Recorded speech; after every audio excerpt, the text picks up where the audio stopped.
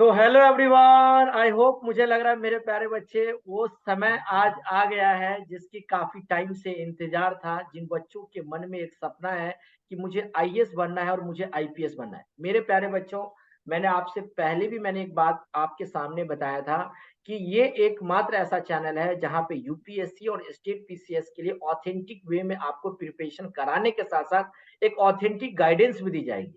आज मेरे सामने एज ए गेस्ट के तौर पे आप कह सकते हो, एज ए टॉपर, जिन्होंने फर्स्ट अटेम्प्ट में यूपीएससी एग्जाम को 2021 में क्लियर ही नहीं किया था, इन्होंने फोड़ा भी था, राइट। और लकली माय डियर फ्रेंड्स, इनका जो सपना था आईपीएस ऑफिसर बनने का, और आज ये आईपीएस ऑफिसर है वेस्ट बंगाल कैडर में, राइट। तो मैं आज खुद को ज्यादा बोलने से पहले मेरे प्यारे बच्चों में आज आप सभी के सामने मैं आईपीएस वैभव जी से बातें करूंगा आपके सामने, राइट।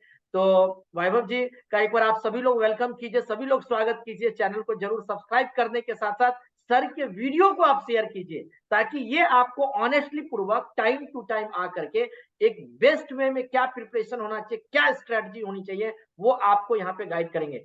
तो आईपीएस वैभव जी, आपका बहुत बहुत वेलकम है इस चैनल पे। Is everything fine? Am I audible? Yes, you are audible, perfectly audible. या okay.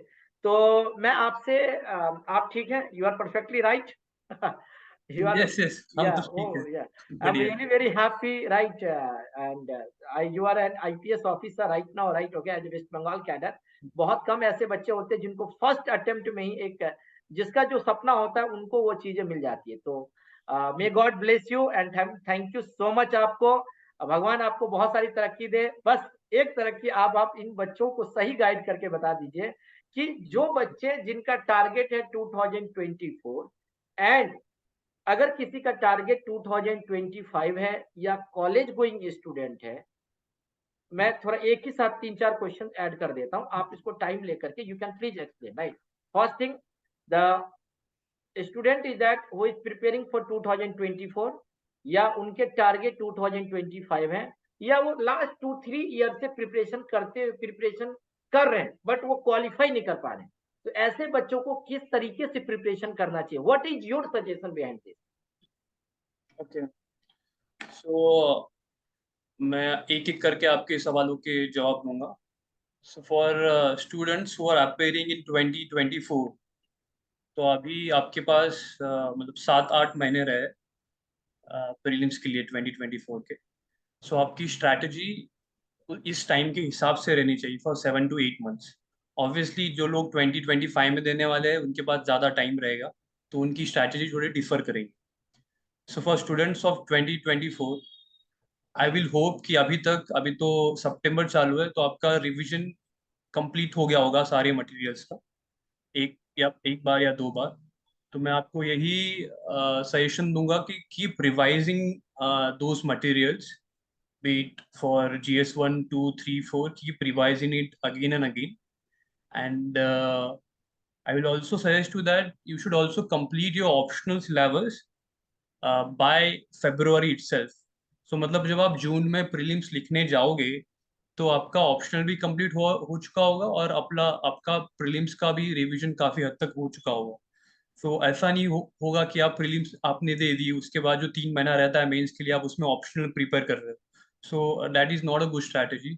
So I will suggest who are appearing for 2024 कि आप by February try to at least complete your optional completely by revising it once or twice.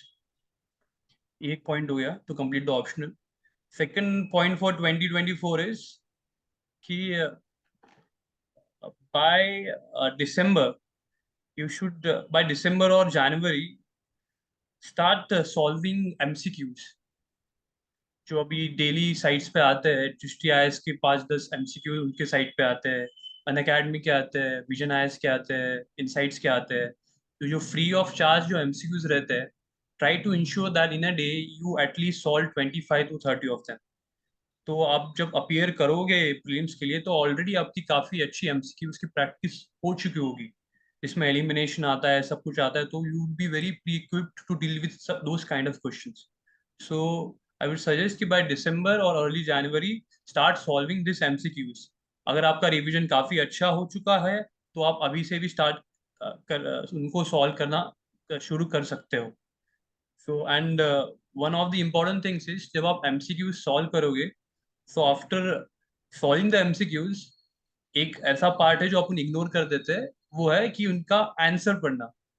You should go through the answers of the MCQs very meticulously, ताकि they will give you extra knowledge not only for the questions but also apart from the questions जो दूसरे question में पूछा जा सकता है। सो ये MCQ practice शुरू कर देना चाहिए आपने। एंड एक और सजेशन रहेगा फॉर 2024 वाले लोगों के लिए कि when bye January you start solving MCQs and solving मॉक्स, तो प्लीज इंश्योर कि just have one test series of any institute. It depends on you which institute you like. Just pick up one test series. Uh, on an average, one test series of an institute has 30 to 35 tests of prelims. So try to ensure कि आप वो 30 to 35 tests को 3 से 4 बार revise करें, rather than solving 120 130 mocks. इससे क्या होगा, आप ये 30 35 को अच्छे से रिवाइज करेंगे तो इसके क्वेश्चंस आप बहुत अच्छी तरह आपके दिमाग में आके आ जाएंगे, rather than solving 150 question papers.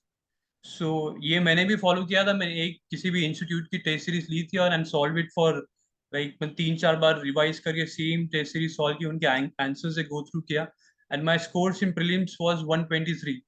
So I think so this strategy really helped me solving MCQs daily 25 to 30 and just having one test series and revising it 3 to 4 times rather than having different test series of different institutes. ठीक है?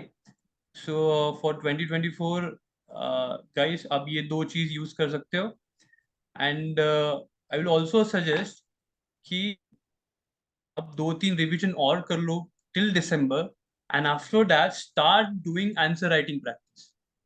Every day solve 2 to 3 answers. I started early preparation during my college days itself, so I had 3 years of solid preparation, and by the second year of my college I started writing answers. तो जब मैं mains के लिए गया exam hall में, तो I already had 2 साल का आंसर राइटिंग प्रैक्टिस। तो and if you really want to get a good rank and you want to be in the list in UPSC, answer writing is must. तो I will suggest कि आप अच्छे से अपना syllabus complete कर दीजिए by December, 2 3 bar revision कर दीजिए, and start solving answers bye December और बाय जनवरी। 2 3 आंसर्स डेली के आप सॉल्व करोगे, एक महीने में you will be able to solve 60 70 answers. That is pretty well. आपको जो एक रिदम रहता है, आप एक रिदम आपको मिल जाएगी। जो आंसर्स के लिए आपको 17 18 मिनट लगते थे, आप 2 महीने में उसका टाइम डिक्रीज करके 11 12 मिनट में कर सकते हो। So please do that. Start your answer writing practice. And what we feel is कि we feel कि अभी तो हमारा सिलेबस कंप्लीट नहीं हुआ है, तो अभी आंसर राइटिंग कैसे शुरू करेंगे। Don't think in that manner, because syllabus इतना वास्ट है कि कभी कंप्लीट हो ही नहीं पाएगा। तो after once or twice of your revision, start your answer writing, and it will be very good for you in the mains. So by December, while solving your MCQs for prelims, also start your answer writing. So मतलब integrated आपकी preparation हो रही है, prelims भी हो जा रहा है आपका, और आपका आंसर राइटिंग भी हो रहा है। ठीक है? एंड आपको तो ऑलरेडी बोल दिया कि by February try to complete your optional. तो मतलब तीनों जो चीजें ऑप्शनल, मेंस और प्रीलिम्स आपका मतलब साथ साथ हो रहा है। So you will have that confidence कि यार मैंने ये इसको भी टच कर लिया, मैंने उसको भी टच कर लिया है। So when you will go to in the exam hall, ऐसा नहीं रहेगा कि यार मैं उसको तो पूरा ब्लैंक छोड़ के आया हूँ। So this confidence will really help you somewhere down the line. So these are some points for 2024 people. Solve mocks. Ensure कि one mock is solved 3 4 times. Daily MCQ is 20 25 times. 20 25 MCQs and answer writing. So ये है 2024 के लिए. Now for 2025 people, you have a lot of time with you. ठीक है, समझो अभी मैं देने जा रहा हूँ 2025 में, और मैंने ये प्लान बना लिया है कि मैं कल से यूपीएससी की प्रिपरेशन स्टार्ट करूँ। So for this kind of people, what you need to do is, सबसे पहले तो आप खुद को कुछ टाइमलाइन दे दीजिए कि कितने महीने में मैं एक बार यूपीएससी का सिलेबस पढ़ लूंगा। मेरे को एक बार पूरा सिलेबस पढ़ने में लग गए थे 6 to 7 months अच्छे से एकदम। ठीक है? तो अभी सितंबर चालू है, तो दोस्त people who are going to give in 2025, आप पकड़ लो कि आज से 7 महीने बाद, मतलब बाय मार्च और April, your first reading of UPSC syllabus should be completed. ठीक है, पहला रीडिंग कंप्लीट होना चाहिए। Then after you complete your first reading, then you move on to the revision, daily revision. ये 7 महीने लग गए आपको फर्स्ट फर्स्ट रीडिंग करने के लिए। I am pretty damn sure कि आप इसका अच्छे से नोट्स वगैरह बनाओगे तो आपको नेक्स्ट रिवीजन आपका 1 महीने में हो जाएगा, फिर नेक्स्ट आपका 20 दिन में हो जाएगा, फिर नेक्स्ट आपका 14 डेज में हो जाएगा।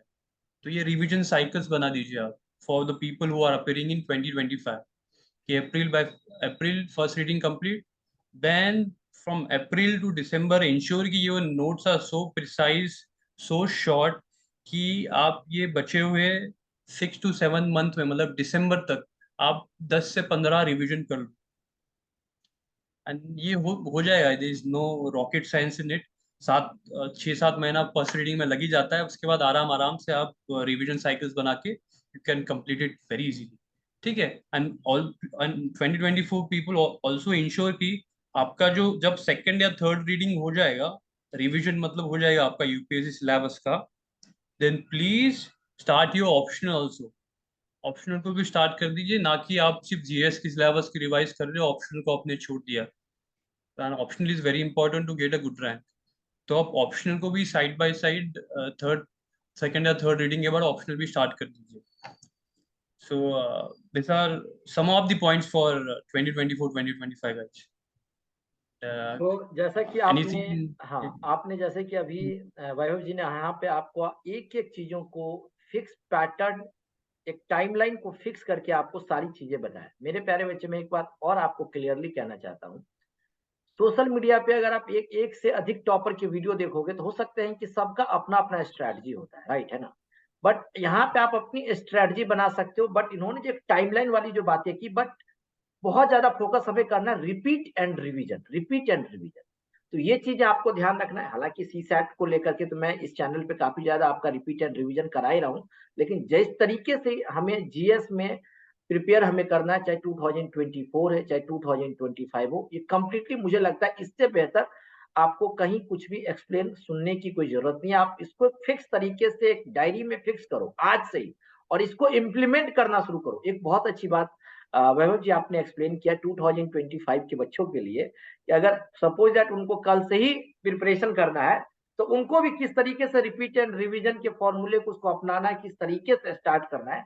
ये मुझे बहुत यूनिक बातें लगी कि बच्चे जिसका टारगेट चाहे 2025 हो चाहे 2026 हो, इनको देखने के बाद मैं एक ही बात कहूंगा, आप सोशल मीडिया का टाइम ज्यादा मत वेस्ट करो, क्योंकि सोशल मीडिया का अगर आप इस्तेमाल आप कर रहे हो तो बहुत अच्छी बात है, लेकिन अगर आपका इस्तेमाल सोशल मीडिया कर रही है तो बहुत गलत बात है। एक और क्वेश्चन मैं आपसे पूछना चाहूंगा।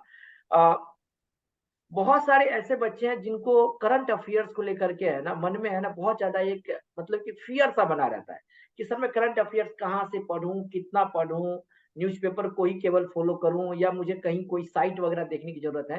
Then so please tell me about the honestly proof, right, कि what is the real preparation या what is the real strategy for the current affairs, क्या रोल होना चाहिए current affairs? Current affairs is very important. मतलब ना ही वो prelims के MCQs उससे आते हैं डायरेक्टली, इसलिए इंपॉर्टेंट नहीं है। You can also see the GS mains के क्वेश्चंस। Most of the questions are current based questions. Even the questions they ask you in interview are current based. तो ये तीनों चीजों में current affair is very important. और मैंने current affairs के लिए I solely relied on newspaper readings for current affairs. मतलब the Hindu. My preparation, yes, my preparation was newspaper oriented totally, and my optional was political science. That is the reason I used to read two newspapers, Indian Express and The Hindu, and I used to read it very religiously. In fact, I used to enjoy reading both of these newspapers. So I will suggest all the my friends who are going to prepare for this exam and who are going to attempt it in the coming few years, please try to read newspapers religiously rather than picking up monthly magazines of any institutes or annual magazines of institutes. Go for the current affairs through newspapers, because आप जब newspaper से पढ़ोगे ना, इसका impact आपके सोचने पर भी पड़ेगा, आप किस हिसाब से सोच रहे हो। You will be in tune with what is happening globally. आपके आंसर्स भी आप लिखोगे तो they will be unique, because you will be writing from a global perspective. तो इसलिए भी काफी इंपॉर्टेंट है to read newspaper. So current affairs के लिए मैं ये करता था, as I stated earlier, reading newspapers religiously, and I used to prepare mains notes. जो मेंस के लिए नोट्स होते हैं फॉर करंट अफेयर्स बेस्ड, तो I used to prepare from that. For example, अभी India is hosting G20 summit, right? So I used to preempt कि यार what kind of things I should remember about it. So factual चीजें मैं remember करता था G20 के बारे में। Then what were the talking points about G20, and what were the terms specific used by India in G20? अभी multilateralism काफी use हो रहा है, जियो पॉलिटिक्स काफी यूज हो रहा है, तो ऐसे ऐसे टर्म्स में नोट डाउन करके रखता था ताकि, and before going for mains I used to revise this topics again, ताकि मेरा सारा करंट अफेयर्स कवर हो चुका होगा, और जब मैं एग्जाम हॉल में जाऊंगा मुझे पता है कि मेरे पास क्वेश्चन आएगा रिलेटेड टू दिस टॉपिक। मुझे 4 प्रो लिखना है, 4 कॉन्स लिखना है, nice way forward for 3-4 points. क्योंकि उस एग्जाम में आपको सोचने का टाइम नहीं रहता, आपको 3 घंटे में आपको 60 पेजेस लिखने पड़ते हैं, and you don't get enough time to think about lot of things. तो आपको अगर आंसर राइटिंग का टाइम कम करना है तो read current affairs and make notes on current affairs topic wise, 4 pros, 4 cons, 4 way forward, ऐसा। So for me, newspapers are very important. I used to solely rely on newspaper for current affairs, and I also suggest you should also do the same. And the last question is that, आप preparation के दौरान हर बच्चों के मन में बहुत सारी problems आती है, राइट है ना? कई बार ऐसा होता है यार मेरा होगा कि नहीं होगा, तो सेल्फ मोटिवेटेड आप कैसे रहते थे? काफी अच्छा क्वेश्चन है, बिकॉज ये जर्नी काफी लंबी है। ऐसा नहीं है कि मतलब आप एक दिन में एग्जाम दे दोगे and you will become IPS और IAS next day, because it's a year long process. तो आई वुड सजेस्ट कि rather than only focusing on study, keep your life balanced, sleep well for 7-8 hours, then spend quality time with your friends and family। पढ़ाई करो आप अच्छे से 7-8 घंटा रोज का, फोकसली। But also in सारी चीजों में भी आप अच्छे से ध्यान दो। गो टू जिम और go play any sport regularly. Then on mental front I used to do meditation regularly, daily. So ये चीज क्या करते थे कि मेरा प्रिपरेशन ये चीजों ने बोरिंग नहीं बनाई। दे यूज्ड टू इंश्योर कि यार I had some avenues for zoning out. मतलब आपको कभी कभी लगता है कि बहुत पढ़ाई हो गई यार, मुझे और नहीं करना है। सो यही चीज मैंने अच्छे से की थी कि आई rather than only studying, I focused on games, I focused on spending good time with my friend, and meditating a lot, keeping my mental thing to the point। So preparation को आपको काफी मतलब एकदम टॉक्सिक और mechanic mode में नहीं करना है कि यार मेरे को आज 15 घंटे पढ़ना ही है, मेरे को 16 घंटे पढ़ना ही है। 7-8 घंटे पढ़ो, अच्छे से पढ़ो, फ्रेंड्स के साथ बाहर जाओ, ज्यादा भी मत जाओ exam exam point of view से। देन थोड़ा go for games, do meditation, and no motivation का ये रहना चाहिए कि यार कि मेरा तो ये था कि everyone wants to become independent in their life, right? कब तक फैमिली के सहारे आप जियोगे, कब तक उनसे आप you can ask daily necessary चीजों के लिए आप पैसे मांगोगे उनसे। सो कुछ तो होना चाहिए आदमी का, मतलब to to be independent in my life, and that was my motivation. I know the journey is painful, but if I give my 100%, I will get rewards 100%। So यही मोटिवेशन रखोगे to be independent, to do something for not only for yourself but for also your family, because जब when you get selected, the most happiest person in the world is not you but your parents। So ये keep your preparation balanced, and always try to strive for making your parents proud। I think these are the things which kept me motivated। but कि ऐसा नहीं है कि during preparation में मतलब एकदम कभी डाउन्स आए नहीं, कभी फेलियर्स आए नहीं। There were times when I felt badly, when I I also thought कि यार एग्जाम में ऐसे नहीं होगी, but the thing which counts is to go again and again, to try that thing again and again despite of failures. So all my friends who have attended this Zoom meeting, I will tell all of them कि यार अगर आप अभी बहुत difficult phase से जा रहे हो तो मैं आपको यही सजेस्ट करता हूँ कि the best thing you should do is rest today, but in the morning start the same thing which you are doing, because in this journey starting things again and again despite of failures is what matters. So these are some of my things which I did for motivation. I hope it helped you. या तो आज के लिए हम लोग, मेरे प्यारे बच्चे, बातचीत को यहाँ पे आज हम लोग अब एंड करनी होगी, राइट। इससे आगे की एक और सीरीज आईपीएस वैभव भांगर जी के साथ एक और सीरीज होगी जहाँ पे हम लोग कुछ और बातचीत आपके लिए करेंगे। मैं एक बात ऑनेस्टली पूर्वक आप सभी को कहना चाहता हूँ, जितनी बातें इन्होंने आपको बताया, राइट, आप इन्हीं को डेडिकेटेड तरीके से, सीरियस तरीके से फॉलो करें। 10 जगह माइंड को भटकाओगे कहीं कुछ नहीं होगा। देखो 10-10 फुट अगर 10 जगह से गड्ढा खोदोगे तो पानी नहीं मिलेगा, इसलिए एक ही जगह 100 फुट गड्ढा खोद दो तो पानी मिलेगा। और एक बात बहुत अच्छी इन्होंने बात कही थी माय डियर फ्रेंड, कि 101% आप अपना पूरा एफर्ट लगाइए। इसलिए मैं आपको कई बार बोलता हूँ, अगर आपके अंदर है मेहनत करने का हुनर तो जरूर बनोगे यूपीएससी टॉपर। अपने हुनर को डेवलप करो, रिपीट एंड रिवीजन करो, राइट। तो आपका बहुत बहुत thank you IPS Vaibhav ji, right है ना। Time to time Thank you very आकर much मुझे बुलाने के जी इन बच्चों को लिए। गाइड कीजिए, राइट, ताकि इन बच्चों को लगे कि कोई है हमारे साथ इस जर्नी में, right. Already you are a topper, right, already आप सिलेक्ट फर्स्ट अटेम्प्ट में आप यूपीएससी के क्रैक किया है और आपको आईपीएस मिला है। तो वंस अगेन हमारे इस चैनल की तरफ से, इन बच्चों की तरफ से, जितने बच्चे अभी वॉच कर रहे हैं, आप सभी को बहुत बहुत थैंक यू, और आपके लिए specially thank you, thank you. Yes. एक Thank बार you फिर very much. Thank you very इसको much. मैं एक बार एंड कर